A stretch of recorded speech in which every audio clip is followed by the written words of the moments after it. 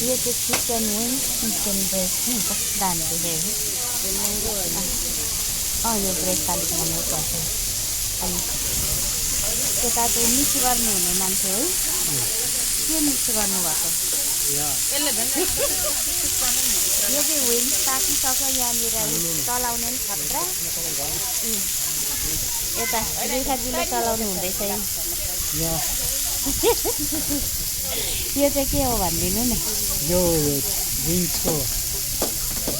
आधी बाटो अनि यो के भन्छ फिला बेनिफिट साह्रै ढिलो पाक्छ नि यो कुखुरा